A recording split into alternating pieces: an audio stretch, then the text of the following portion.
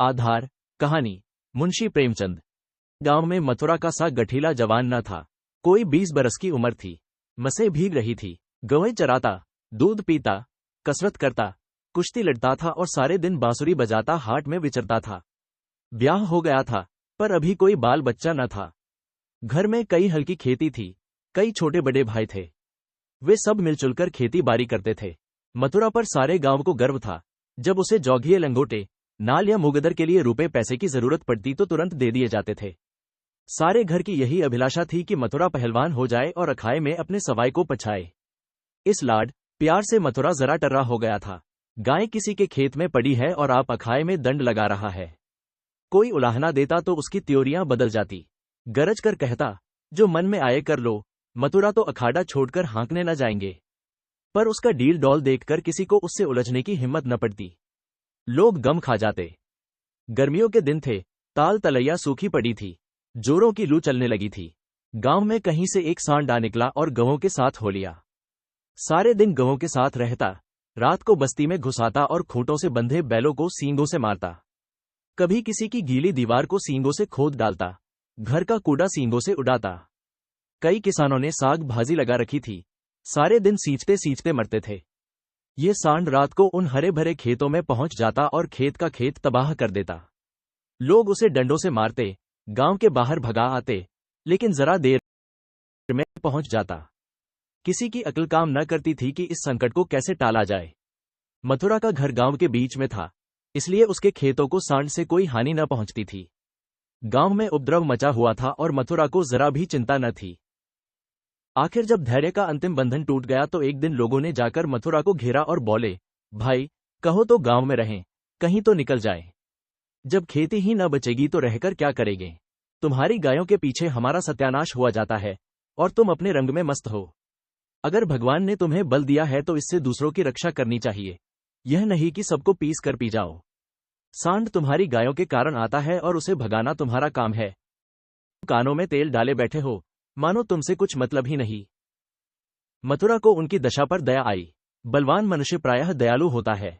बोला, अच्छा जाओ, हम आज सांड को भगा देंगे। एक आदमी ने कहा, दूर तक भगाना, नहीं तो फिर लौट आएगा।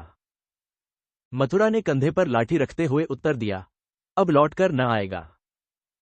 चिलचिलाती दोपहरी थी। मथुरा सांड को भगाए लिए जाता था। दोनों पसीने से तर थे। सांड बार बार गांव की ओर घूमने की चेष्टा करता, लेकिन मथुरा उसका इरादा ताड़कर दूर ही से उसकी राह छेंक लेता।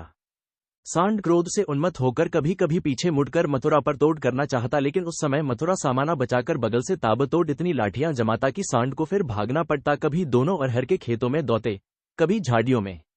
अरहर की खूंटियों से मथुरा के पांव लहूलुहान हो रहे थे। झाड़ियों में धोती फट गई थी, पर उसे इस समय सांड का पीछा करने के सिवा और कोई सुध न थी। गांव पर गांव आते थे और निकल जाते थे। मथुरा ने निश्चय कर लिया कि इसे नदी पार भगाए बिना दम न लूंगा। उसका कंठ सूख गया था और आंखें लाल हो गई थी। रोम रोम से चिनगारियां सी निकल रही थी। दम उख गया था, लेकिन वह एक क्षण के लिए भी दम न लेता था। 2-2.5 घंटों के बाद जाकर नदी आई। यही हार जीत का फैसला होने वाला था। यही से दोनों खिलाड़ियों को अपने दांव पेंच के जौहर दिखाने थे। सांड सोचता था, अगर नदी में उतर गया तो यह मार ही डालेगा। एक बार जान लड़ाकर लौटने की कोशिश करनी चाहिए। मथुरा सोचता था, अगर वह लौट पड़ा तो इतनी मेहनत व्यर्थ हो जाएगी और गांव के लोग मेरी हंसी उड़ाएंगे। दोनों अपने अपने घात में थे। सांड ने बहुत चाहा कि तेज दौड़कर आगे निकल जाऊं और वहां से पीछे को फिरूं, पर मथुरा ने उसे मुने का मौका न दिया। उसकी जान इस वक्त सुई की नोक पर थी। एक हाथ भी चूका और प्राण भी गए। जरा पैर फिसला और फिर उठना नसीब न होगा। आखिर मनुष्य ने पशु पर विजय पाई और सांड को नदी में घुसने के सिवाय और कोई उपाय न सूझा। मथुरा भी उसके पीछे नदी में बैठ गया और इतने डंडे लगाए कि उसकी लाठी टूट गई। अब मथुरा को जोरों से प्यास लगी।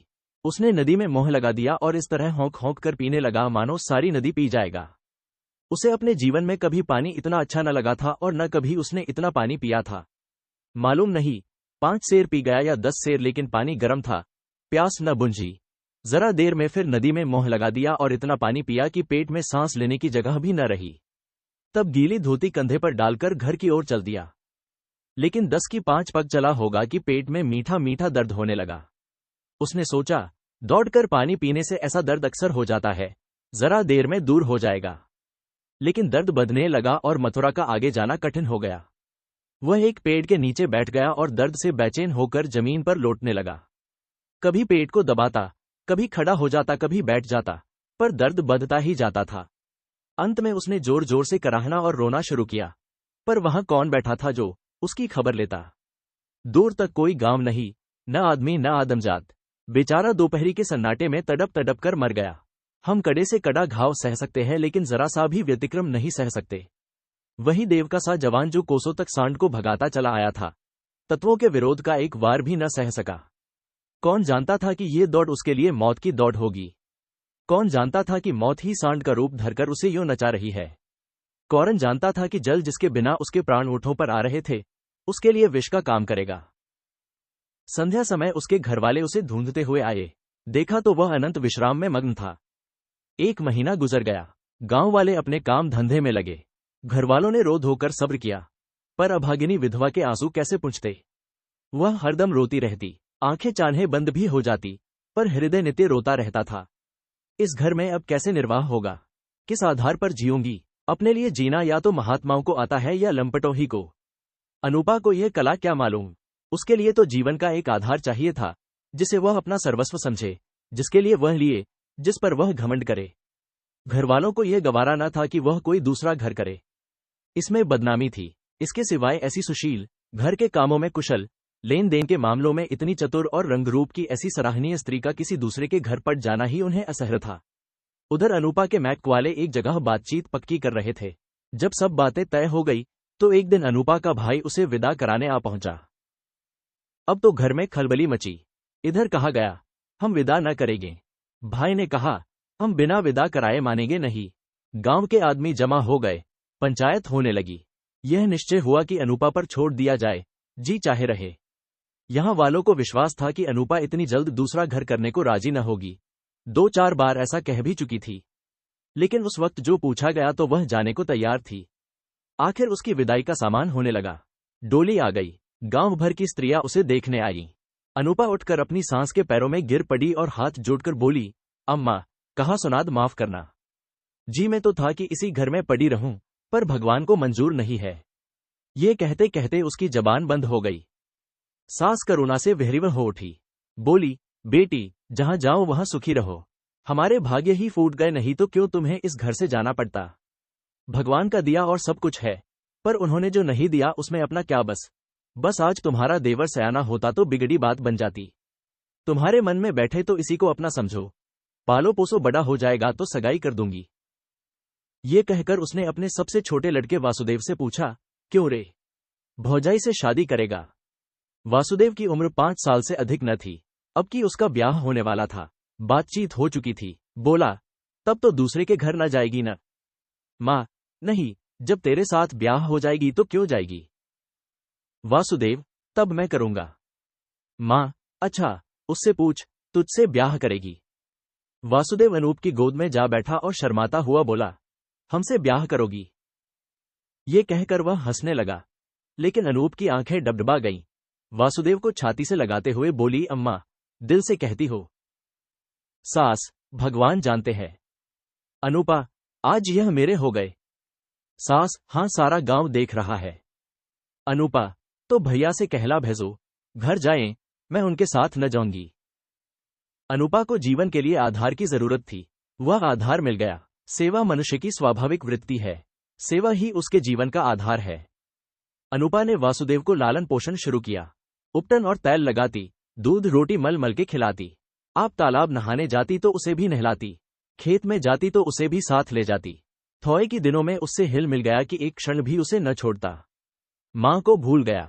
कुछ खाने को जी चाहता तो अनूपा से मांगता। खेल में मार खाता तो रोता हुआ अनूपा के पास आता। अनूपा ही उसे सुलाती, अनूपा ही जगाती।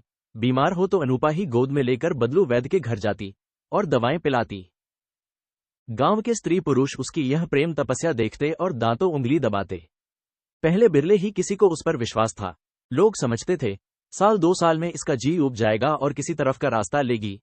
इस दुधमुन्हे बालक के नाम कब तक बैठी रहेगी। लेकिन ये सारी आशंकाएं निमूर निकलीं। अनूपा को किसी ने अपने व्रत से विचलित होते न देखा।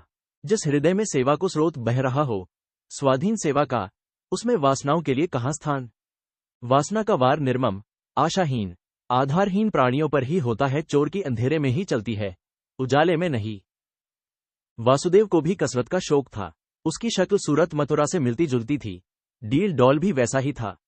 उसने फिर अखाड़ा जगाया और उसकी बांसुरी की तानें फिर खेतों में गूंजने लगी। इस भांति 13 बरस गुजर गए। वासुदेव और अनूपा में सगाई की तैयारी होने लगी।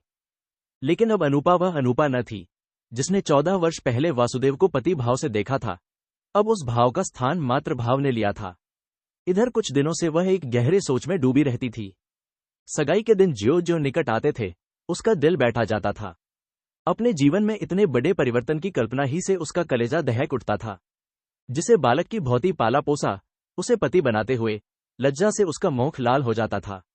द्वार पर नगाड़ा बज रहा था, बिरादरी के लोग जमा थे, घर में गाना हो रहा था। आज सगाई की तिथि थी। सहसा अनूपा ने जाकर सास से कहा, अम्मा मैं तो लाज के मारे मरी जा रही हूं। सास ने भौचक्की होकर पूछा, क्यों बेटी, क्या है? अनूपा, मैं सगाई न करूंगी।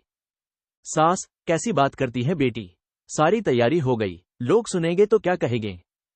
अनूपा, जो चाहे कहें, जिनके नाम पर 14 वर्ष बैठी रही उसी के नाम पर अब भी बैठी रहूंगी। मैंने समझा था मर्द के बिना औरत से रहा न जाता होगा। मेरी तो भगवान ने इज्जत आबरू निभाह दी। जब नई उम्र के दिन कट गए तो अब कौन चिंता है। वासुदेव की सगाई कोई लड़की खोजकर कर दो।